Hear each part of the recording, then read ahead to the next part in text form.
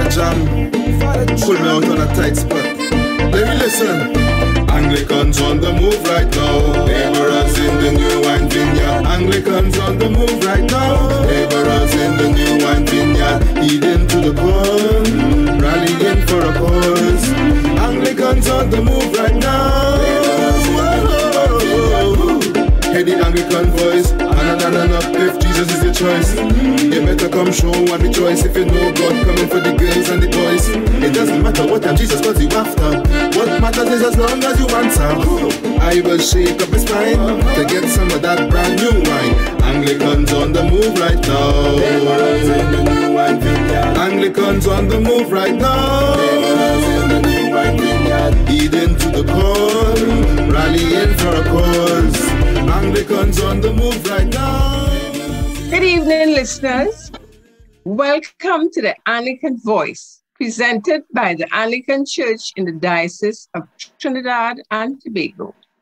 My name is Valerie West, and I'm here with one lovely host this evening, Miss Sharon Winn. Good evening, everyone. Good evening. And Valerie, how are you? I am fine, thank you.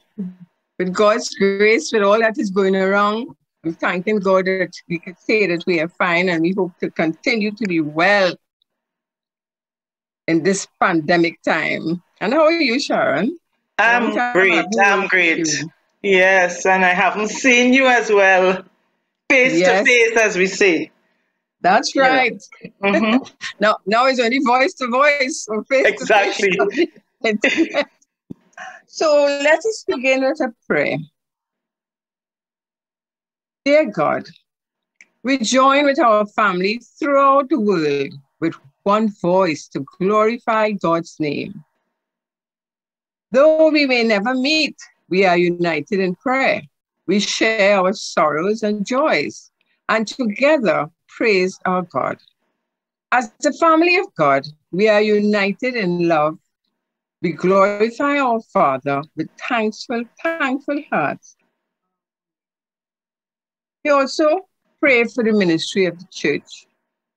Oh God, you have made of one blood all the peoples of the earth and sent your blessed Son to preach peace to those who are far off and to those who are near.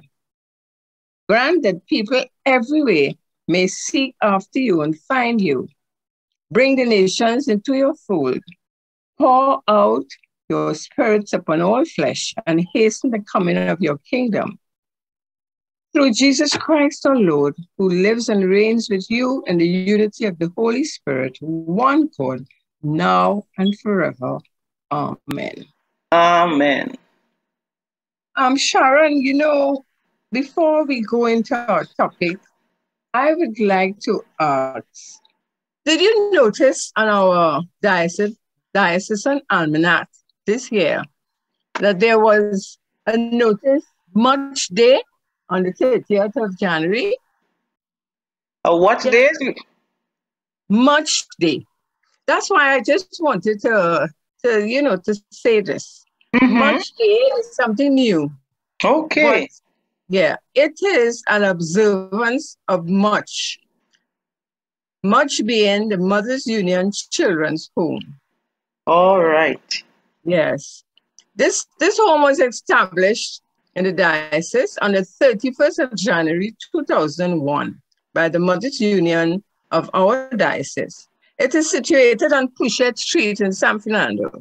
Have you ever heard of it, Sharon? Yes, of course. Yes, I have. Right. It was a significant achievement by the Mothers Union and one of its flagship projects. So for further information, for anyone who haven't heard, you can call the home at 657-8580. And please, members, secure your diocesan almanacs from your churches. Right, so I just wanted to say that because a lot of people might have seen it and didn't know what this Much Day was about. So just some information to the diocese. So now we will introduce our guest this evening, who happens to be Dr. Rita Pemberton. Welcome, Dr. Pemberton. Well, good evening. Thank you, Valerie. Well, I would just give a short bio of Mrs. Dr. Pemberton. Dr. Pemberton is a former senior lecturer and head of the Department of History at the University of the West Indies, UWI, St. Augustine. She has taught the history of Trinidad and Tobago, imperialism, and various aspects of Caribbean history at UWI St. Augustine from 1990 to 2013. She is a former Deputy Dean Student Affairs in the Faculty of Humanities and Education at UWI St. Augustine, and she has served the Caribbean Examinations Council, which is CXC, as a member of the CSEC, Caribbean History Examining Team, since 2000, and as Chief Examiner, Caribbean History from 2008 to 2016. She was a visiting scholar at the JNU University, New Delhi, India, and a visiting researcher at Warwick University in the United Kingdom. She was a member of a collaborative research team with researchers from Benin, Africa, and Brazil, which examined the cholera pandemic outbreak of the 1850s. The results of her research has been published as chapters in several books and academic journals, and she is the lead author of the Historical Dictionary of Trinidad and Tobago 2018. Her research focus is on health, environment, and culture in Caribbean history, and specifically the history of Trinidad and Tobago. She is currently working on a history of Tobago. So this is our guest, Dr. Rita Pemberton. I realize she has a wealth of information. She's, you know, we have a really fantastic guest with us this evening. Yes, she is. And I must add, she is the wife of Professor Carlisle Pemberton from the All Saints Parish. Oh. And so she's an Anglican. We have Anglican with us this evening. But before I go on to our host, we have one of our guests. We have one of our young hosts on this evening, Tishonne Francis. Tishonne, welcome. Thank you very much. Good evening to all. And Tishonne is one of the new hosts that we have now.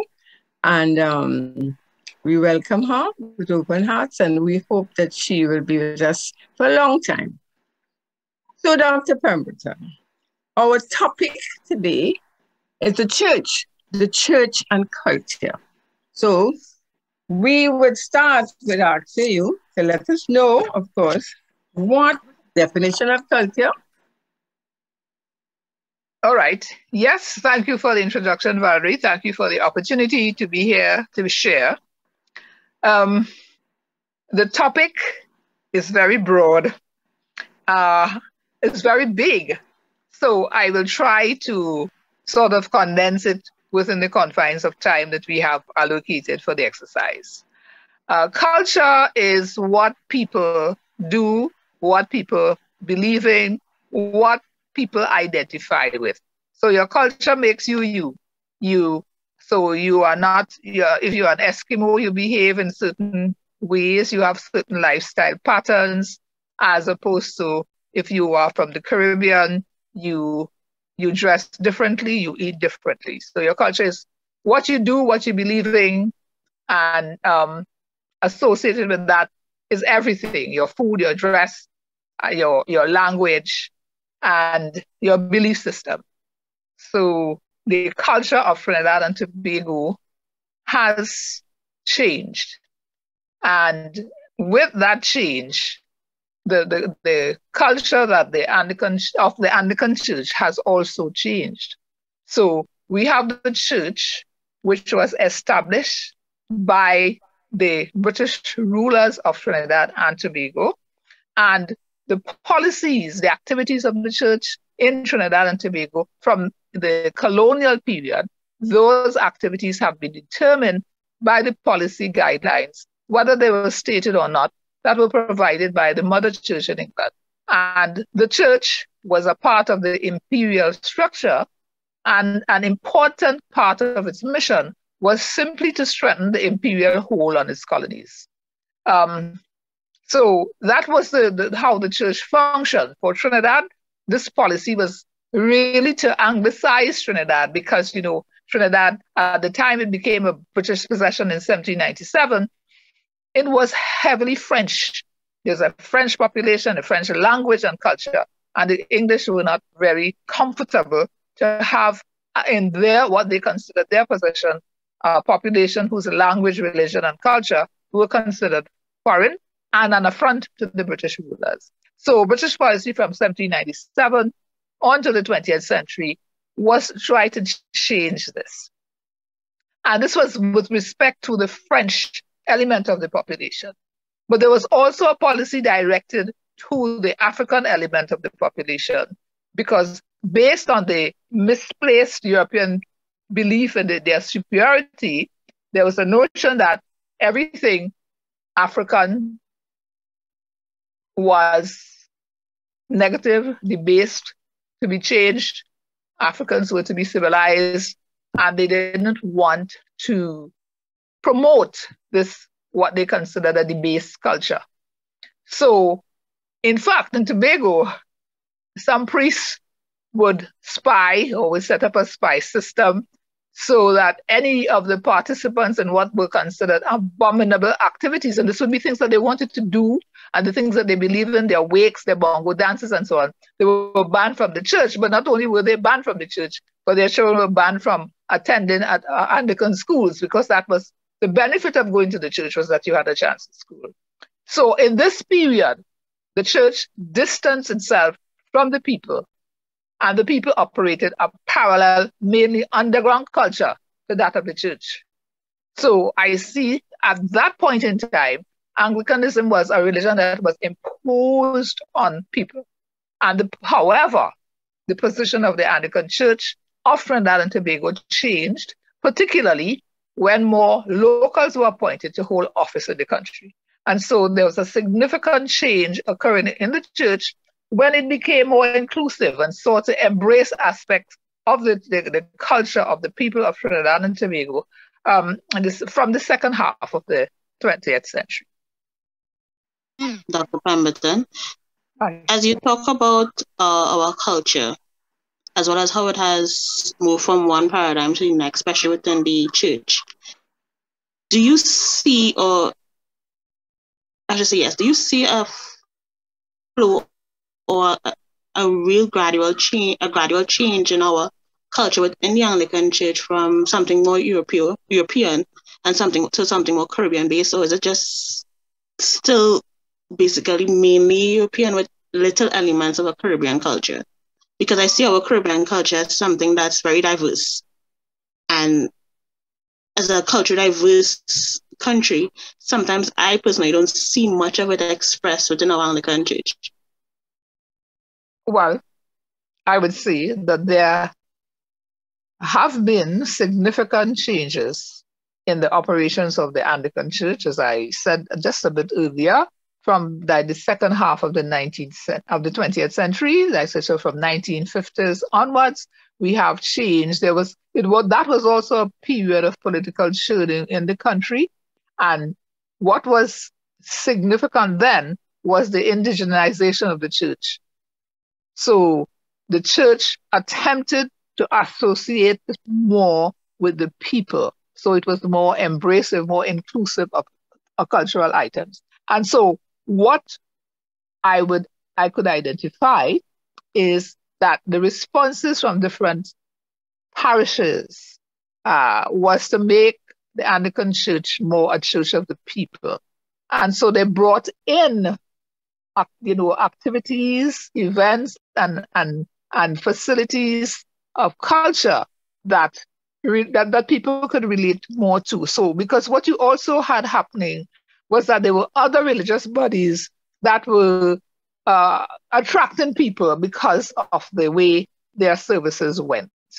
So when we talk about cultural inclusion, you can point to a number of churches and church groups and Anglican schools, all of which had pansides. So they had steel orchestras, and that was one of the main planks of cultural change, to incorporate the church music with the cultural musical expression. And then, so you have all the churches. I don't think there's a church, an Anglican church in Trinidad and Tobago at this point in time which does not have a steel band or did not have one at one point in time. But there were also other active cultural activities. For example, dancers, brought into the church. At Christmas time, parang music. You get that in the church. You have also pianists, the relationships with other individuals. So in the South, there was a stronger association with dancers, with other communities, Papa Niza, the Shago Baptists, and the Saraka. Some Saraka festival was celebrated by church in South. And then in the schools, the school principals and the teachers, Trinity College, St. Stephen's College, they all, involved in cultural infusion in the Anglican school communities. All Saints Church has a program called Unity in Diversity, and which program embraces the different cultures of the congregation. So you'd have some activities for the Chinese population, activities for the Indian population, so that at the point the church responds to the cultural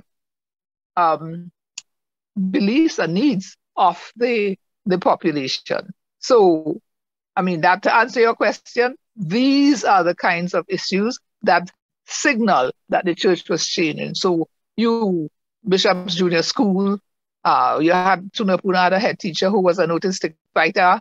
The Trinity Cathedral became, or still functions as a center for cultural development. They have dancers, you have people playing pan, you have all kinds of activities, one for the young people, but also in those, among those activities was the desire to have cultural development. When, okay, so I can stop there. Let me get other questions from. Can I have a comment? Yes, Dr. Pemberton. I'm so happy to hear your explanation, because I was about to say that Trinidad and Tobago, we are such a multicultural place, So what aspects of the different cultures were going to be incorporated?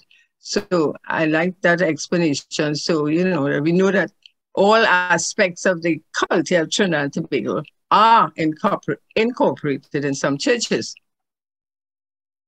Yes, there's an attempt to respond to the population. The congregation varies in the different communities. So you respond in accordance, one, with the national needs. When we have national events, when we have emancipation, the churches normally have some kind of presentation. It might be a sermon. In others, it might be a specific emancipation function. But you respond, and in other cultural exposés of different ethnicities that make up the population, that you respond in that manner, similar manner. We have mass playing priests, yes. Canon Joseph, Father Hendy, so in the different avenues, cultural avenues, you have some kind of church presence. Now, and yes, and we also realized that there were a lot of different responses to those happenings at that time, especially in the days of Father Henley. Right.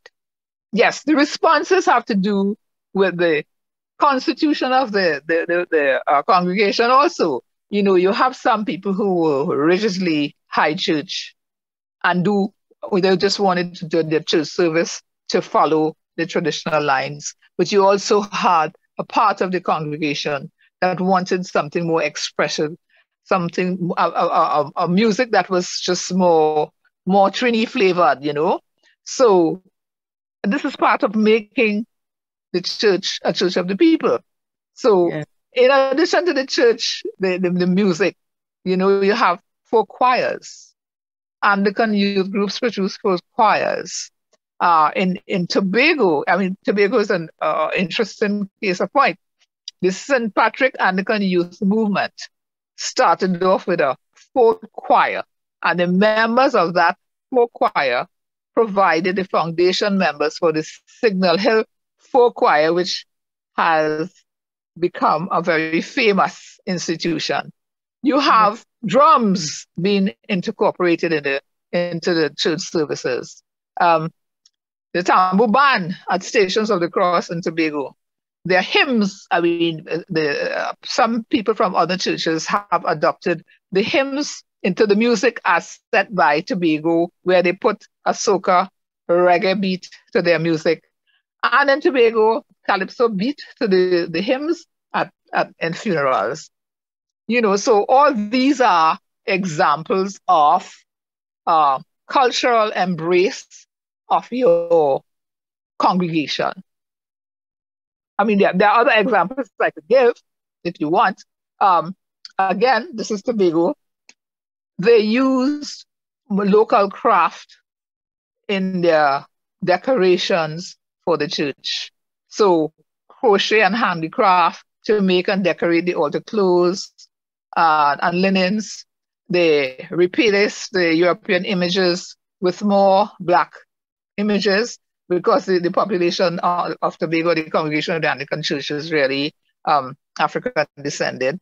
So the paintings, figurines, Stations of the Cross have all been given something to which the people could identify.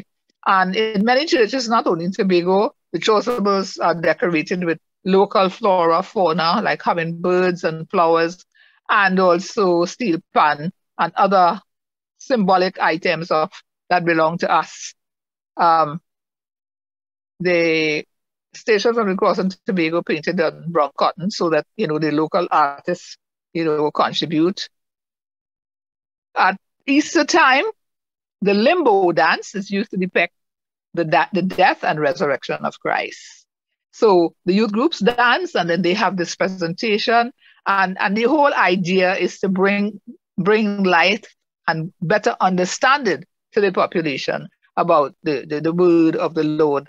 You know, not everybody responds to the dry words written in the book, but if you have something visual, it is well known, the visual images assist the process of learning and understanding.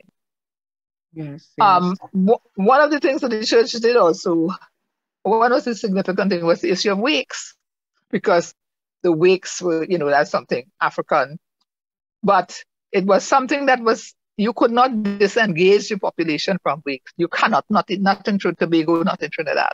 So the church, you know, participated to the extent the Anglican hymns were used. They changed the beat so to suit the population. But it was a tradition, a cultural tradition that did not emanate from the Anglican Church. It came from the people, but it's something the church and many other churches embraced. And you know what I remember? Okay, sorry, Dr. Pemberton. Yes, you go ahead. What I remember was you remember that the folk mass, when you had all the drums and yes. you know, the guitar and pan and that sort of thing. That I remember growing up and hearing, and that to me that encouraged the youths to come out and perform, you know, and really have an enjoyable time in this service itself.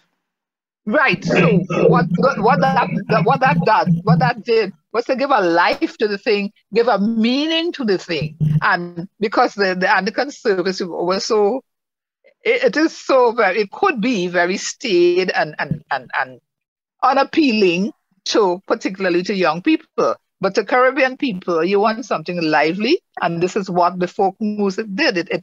It gave you something that you could enjoy at the same time as relate to and serve and be in the process of serving the Lord.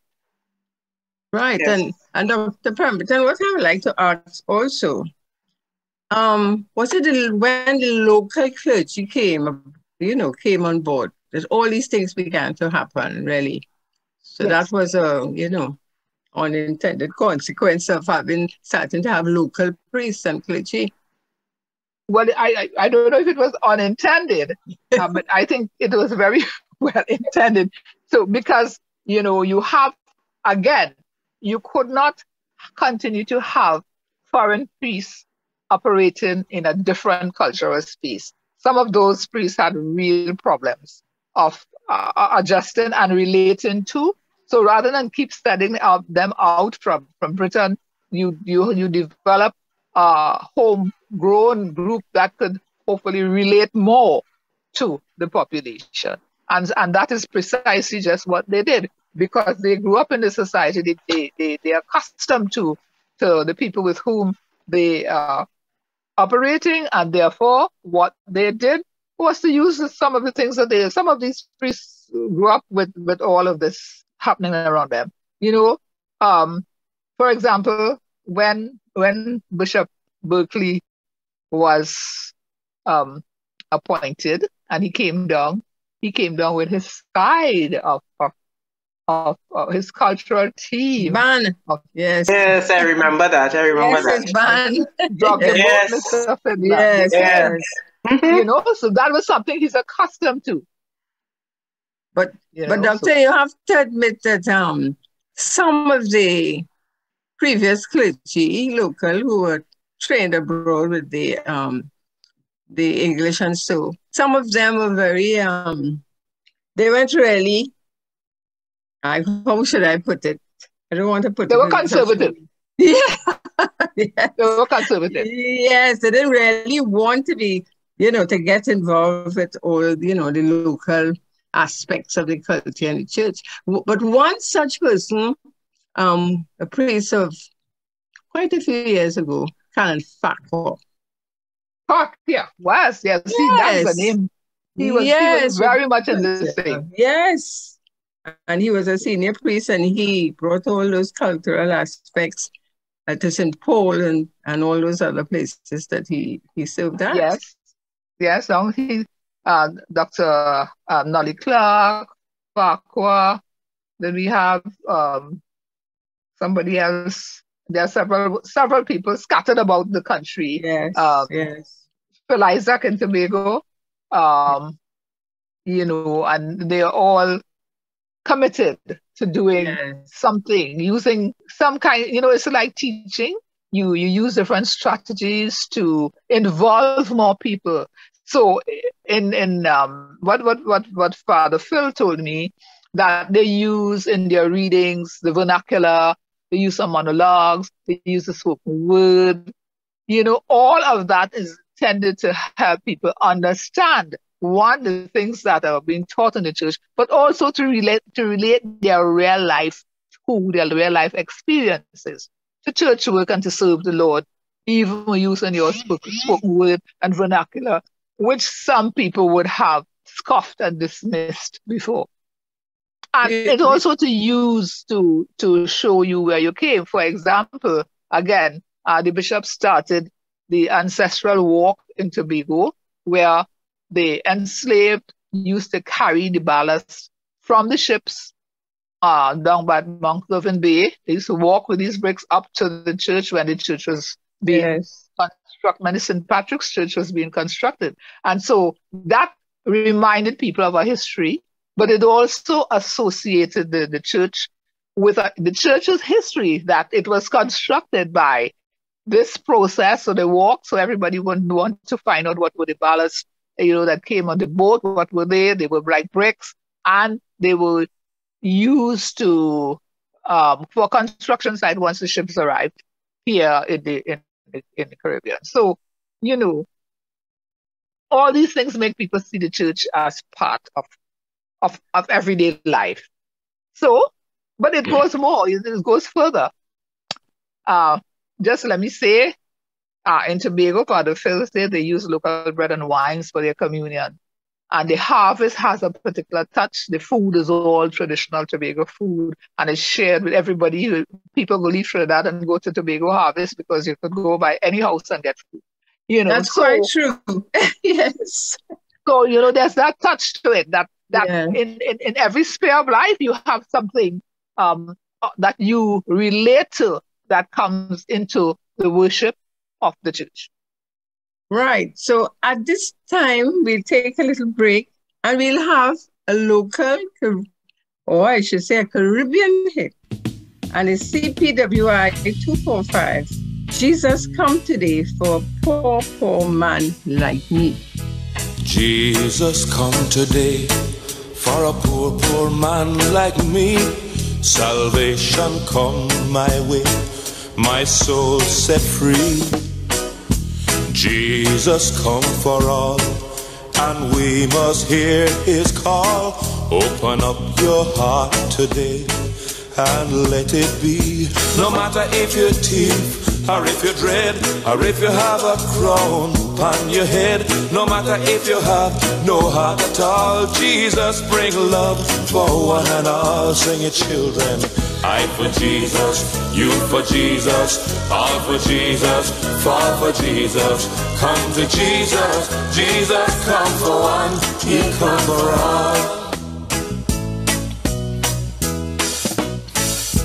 Jesus come for I, see manger where he lie, see cross where he must die, for a wretch like me.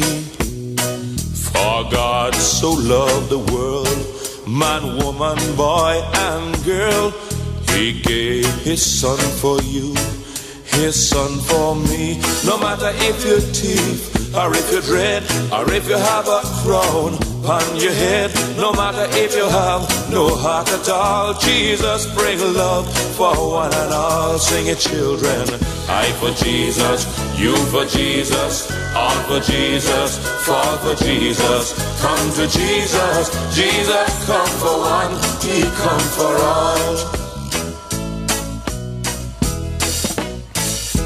Jesus Christ today, the same as yesterday, the one, the only way, the King for me. Let it come to pass, mankind find love at last, just as it was time past. So let it be. No matter if you're thief, or if you're dread, or if you have a crown upon your head, no matter if you have no heart at all, Jesus bring love for one and all. Sing it, children. I for Jesus, you for Jesus, all for Jesus, fall for Jesus. Come to Jesus, Jesus come for one, he come for all. Sing it, children. I for Jesus, you for Jesus, all for Jesus, fall for Jesus. Come to Jesus, Jesus come for one, he come for all. Sing it, children. So we come back to our discussion, and for those who just came on, this is Anglican Voice, presented by the Anglican Church in the Diocese of Trinidad and Tobago, and heard on I-95 FM every Sunday at 8 p.m., from 8 to 9 p.m. So, Dr. Pemberton, how would you say that religion itself influences culture, the culture of our land? Let's keep to our land. Okay. Religion, you see, if the religion is separate from culture, you are going to have a problem. You either embrace it, or unless you create, you see, if you have some belief systems that are exclusive and we are special because we practice in this way, and we're not really earthly people, but that will not embrace your population. And therefore, the religion is supposed to encourage you to live your life a certain way, right? So the religion would be invariably touched by the culture. You have to, when you look at different churches, what I see, you look on TV, their music is something that people can relate to because people are dancing and clapping and singing. But, and many churches produce singers. So people see through the praise and worship kind of thing that you could start a career for yourself. So it's a two-way process that the church must reach out, and through reaching out, people come into the church and they learn to dance. Children learn to dance, children learn to play pan, children learn to sing in the folk choirs. So the church is in that way contributing to the development of the population. And then if you use local skills, you are employing the people who make and sell food. For example, when at St. Patrick's Church there is this ancestral walk, there usually is a big spread of all the traditional foods of Tobago, your tarts and that kind of thing, and stewed chicken and what have you. All of that happens. So that, the church participates, the culture is not just doing things or dancing, it is also, the farming, the cultivation, the food preparation and everything. So I see the two things as moving in tandem. The church cannot, and its activities cannot be separated from the everyday activities. For example, when a new boat is made, they ask for the blessings, they do their traditional thing, but they also ask the church people to come and give blessings to the boat before they set off to sea to go fishing. Right, yes. So can we have a question from the youth on the side? Tishonne? Yes. You'd see things differently from us older ones. Well, actually, I really had wanted to ask that same question you asked about religion actually influencing the culture. And because to me, it's such a learning experience, all that Dr. Pemberton is saying now. Because growing up in the church, I grew up where you put on plays, performances, dance, even played pan in the church. But you sort of seen it kind of fade away. So to hear that, there was such a shift from symphony culture in the church before to now, but then to see it kind of fade away, it seems that there's something that's probably missing or something that's probably a little different. I don't know if you all see it or notice it as that, but as a young person growing up in the church, for instance, unless I go to a church in South, some of the things that you'll explain, I wouldn't see. So I kind of see that there's a difference in how culture is expressed in church, perhaps based on the region you come from or based on the parish you have attended. Yes, that is absolutely true. It's based on the parish you have attended. It is also based on who is the parish priest and his or her inclination where culture is concerned. But also, one of the problems has been that in the church, you have a youth group and you have a pan side based, that's just as an example, you have a pan side based on the youth presence. But what happens? People grow up and they leave and they go abroad or they go to university and they don't have time for that sort of thing. But that movement of young people is not always, the flow is not the same, the input is not the same strength as the output. That's one. And then you have the fact of the trainers, the persons who are in charge of the pan sides and the dance movements. And so they move on, they retire or they migrate. And then you have a sort of vacuum there until you find a suitable replacement. So that is a part of the issue as well. So it will well be the experiences of some that the pans are there, but they don't have teachers or people who could commit the time to come in and conduct the sections with the sessions with the young people, or you don't have enough young people of a particular age group. And also the issue has to do with the state of the nation at this time, transportation, somebody to pick up and drop children. I mean, picking up and drop from school is a job by itself.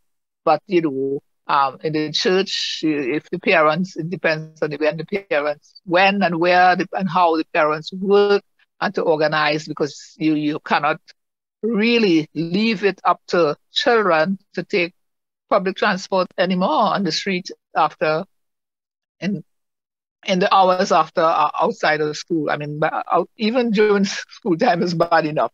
But the crime situation is such that it really puts a damper on some of these activities. But those youths who are committed and who manage to go, their behavior, their sense of responsibility, their sense of commitment to doing things on time, and commitment to doing the job in the way it should be, all these things have been affected by their participation in the activities of the church, and particularly the youth activities. So you'll find some people come out and they are beautiful workers. I mean, you don't hear their names being bandied about the place, but they are individuals who come up in church, and some young people who continue working in the church and helping even with the younger ones, the Sunday school level children and so forth.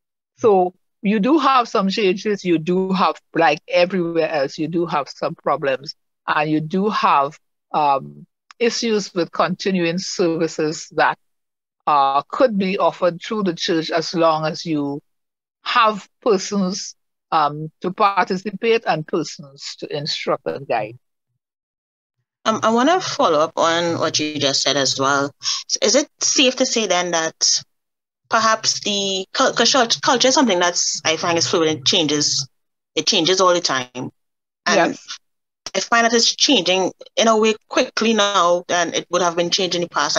That's from my point of view. So is it in a way safe to say that the culture, or even the culture I would have grown up with, at least let's say 5 years ago, has drastically changed, or is changing at a very rapid pace now for young persons, that there's a need for the church, or perhaps persons within the church, to kind of keep up and try to understand what is the culture aspect now, or the state now of our culture, that we can add to our church, that may perhaps get young persons involved, or may perhaps we are not tapping into. Because, for instance, I could speak to someone who's about 5 years younger than me, and I would realize that their culture experience, or their experience, is completely different from mine, even though our age difference isn't that vast. Then is it safe to say in a way that the culture, and culture does change, it is not something that is stagnant, could you say that culture is changing at a rapid pace now, that the church has this kind of catch-up, has to catch up now to the culture to be able to now actually be able to adapt it and include what is the culture now from the culture that they would have adapted to in the past? Yes. The world culture changes. Traditionally, cultures change all the time. What has happened now is that there's a global change that has been introduced by technology. So the world of technology has created a chasm between the young, the not so young, and the young at heart. So, people who walk around with phones, I can't. And people who are always high texting, no. That's, it's a generational thing. So many of the young people would be attracted to stuff that they could do on the phone. And one of the things that they do on the phone is to talk to somebody who's sitting down or standing up right next to them. And that has provided a distraction. And the church, I don't think any institution can compete with that. What is necessary is for users of technology to recognize where their limits are and how much time they want to spend with that.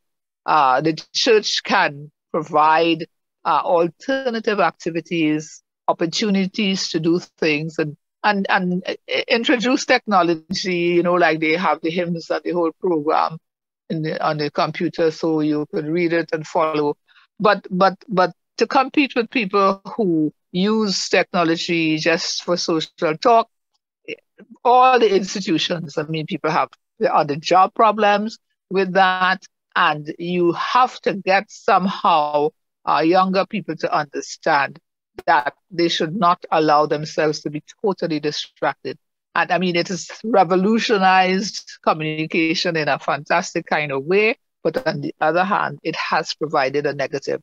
And I don't know what the answer is, but I do know what we can do is, in families and communities, talk to the young people not to make themselves so heavily dependent on this little gadget that you walk around with all the time. But it has provided distraction for many people. It also has provided problems. People use their connections to be misled, waylaid, abused. So, it is all these facets of the technology that young people have to be made to understand so that they could be guided in very selective use of these items. But I mean, you look at the news and you hear somebody met somebody at the net and they tell them, come and meet you down the road. And when you go, you realize that you walk straight into a trap. Somebody's selling something and you advertise on the web and you make an arrangement to go and bring the money and they have to bring it hard cash. The next thing you are killed and the money disappears. So you have to be made aware of all the downsides of these gadgets. And so it's a cultural change that you have instant communication and easy communication at the different corners of the world, yes. But if you spend too much time with that gadget, you can get yourself into trouble, or you can underachieve or underutilize the time that you have. So it is a global issue. It's not by any means restricted to any one community or any one church or any one country. It is across the board. So there's the upside that you could use it for change and quick spread of information, but it also has a downside for which we must all be aware and that we could try to take steps to mitigate. Thank you very much for that, Dr. Pemberton. And I do agree that technology itself, as Nicole, has become a culture in itself. And while it does have its bad, I do feel that there's many good things about it. So it is about how we use and how much of it we use and which aspects of it we use and how we really live with it. But one good thing I do find about it, however, is that it allows, at least for me, to be able to search, I guess, for music in its sense. And I'm saying that because the next song that I want us to hear is a popular song, especially at a lot of young youth services we played. It's Stand Up for Jesus.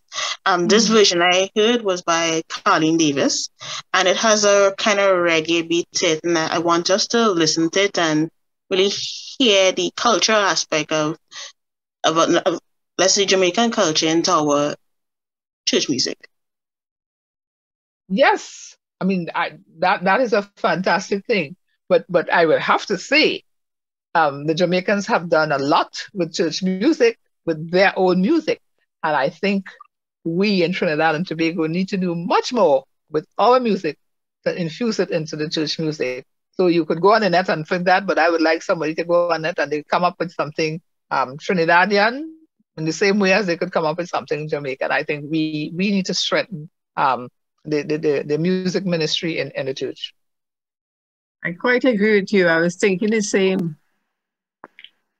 But before we run out of time, I would like to let you all know that the Anglican Voice is celebrating Culture 2022. As you may have realized, today we started with the church and culture. So we continue. And the theme is, we are conquerors. Romans 37, no, in all these things we are more than conquerors through him who loved us. So there are 2 dates. Well, the whole month continues celebrating culture, but there are 2 special events that are happening. On February the 20th, 2022, there's a steel band fiesta on this Anglican Voice. You select a hymn from the CPWI hymnal and arrange in a calypso, soca, G. Performance should be a soloist or a duet. The music should be preceded by an introduction of name, age, under 18, school, parish, and a short explanation of how the selection is related to the theme. The recording should be 3 to 4 minutes, excluding the introduction. Then we have on February the 27th, 2022, Calypso Showcase, and all of this is on Anglican Voice. All entries must be an original Calypso about the theme. The Calypso should be at least 3 verses long. Selection should be preceded by an introduction of name, age, if under 18, and school or parish. Now, all entries must have a musical accompaniment. And it's open to all Anglican parishes and schools. Individuals can only submit 1 entry in each category. The deadline for your submission is February the 12th, 2022 at midnight. There's just one thing, Valerie, I just wanted to mention. I know you said the recording should be 3 to 4 minutes. Actually, it should be 2 to 3 minutes, just for some clarity there. It's 2 to 3 minutes, excluding the introduction. Right. Thank you very much, Sharon. So, Dr. Pemberton, you see what we in the Anglican Voice, what we have planned and what we are doing for this month of culture. Right. Well, that's very good, because I find that as young people say, we are absent on the music ministry part. That I go on the web, people go on the web and pull on music. I want to see some Trinity music there. So we got to get the young people going so they could do their thing and then have it up there, so that when we want a hymn to start off the online services, that we could have our own stuff, or we could use some Jamaican stuff from time to time, but we must develop some of our own. That's so true. And what I do agree with working with young persons, but I also like persons. Remember, when it comes to even music ministry, I think it's a partnership in itself as well. There's so much us young persons can learn from the veterans, I like to say. So I think it's more of a partnership where, just as you said before, having young persons who have the drive and the willingness to learn, as well as the persons there who could really train us and work with us and stick with it throughout. So we could really build a vibrant music ministry that the entire diocese could lean on. Yeah, well, I mean, one of the things I would say could happen is that the choirs, we could, you look at these South African choirs, they're huge. Why don't we bring together several choirs? And we have choirs, we have people who sing well in every parish, have a joint thing, an Anglican choir. I mean, I can visualize it, I can see it happening, if only we have the will to do it. And you'll have people who are sufficiently interested in training. I believe that was started at some time. Yes. We had choirs coming together. Yes, I was about to say this. And even in the East, remember, Sharon? Yes. Mm-hmm. We had the whole choir of all the choirs together to sing a few pieces. Yeah. Mm-hmm. But as everything else, things start, and after a while it falls apart. But one thing I missed out that I should say, successful entries will be aired on the Anglican Voice, and all submissions can be sent to anglicanvoice@gmail.com. So remember, send your submissions to anglicanvoice@gmail.com. And you don't have too many days again, so please hurry up and get your entries in, and it will be heard on the Anglican Voice. So the youths and everybody, actually, they have an opportunity to show their talent. Yes.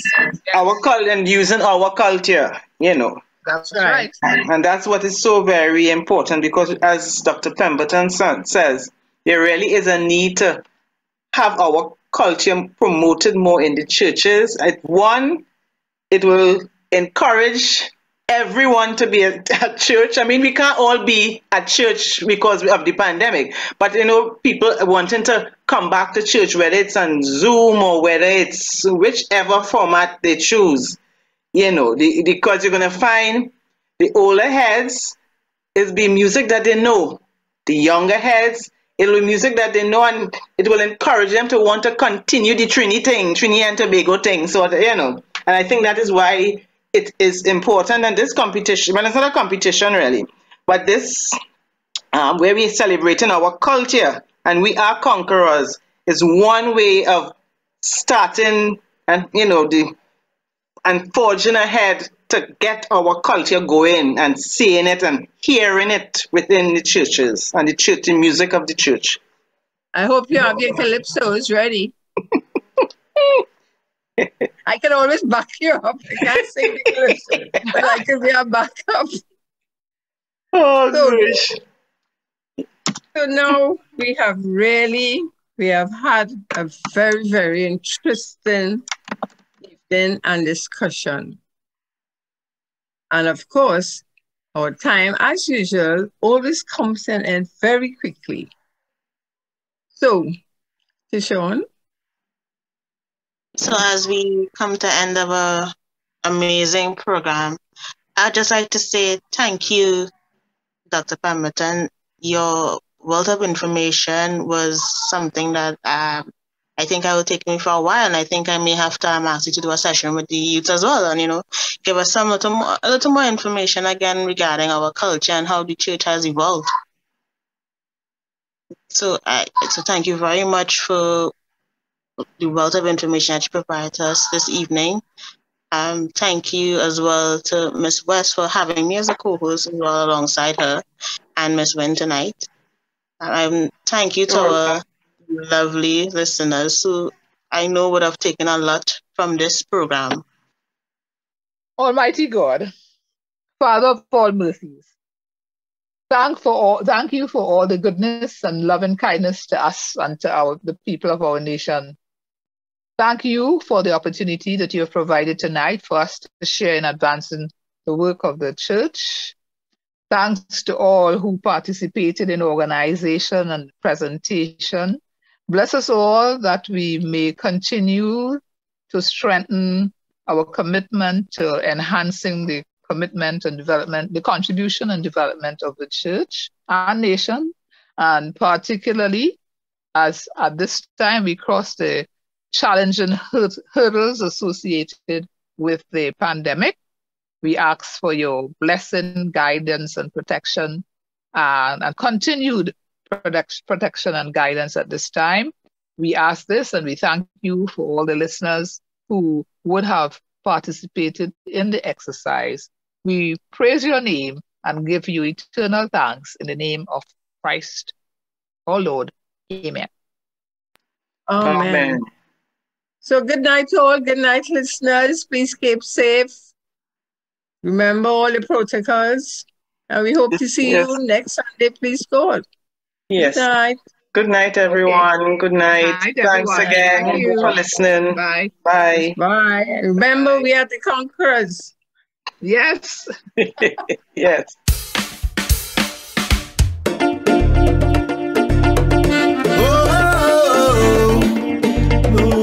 You don't know Shylocks. Bigging up Father John. Pull me out on a tight spot. Let me listen. Anglicans on the move right now. Laborers in the new wine vineyard. Anglicans on the move right now. Laborers in the new wine vineyard. Heeding to the call, rallying for a cause. Anglicans on the move right now. Hey, the Anglican voice, if Jesus is your choice, you better come show what the choice. If you know God coming for the girls and the boys, it doesn't matter what time Jesus calls you after. What matters is as long as you answer. I will shake up his spine to get some of that brand new wine. Anglicans on the move right now. Anglicans on the move right now. Heeding to the call, rallying for a cause. Anglicans on the move right now.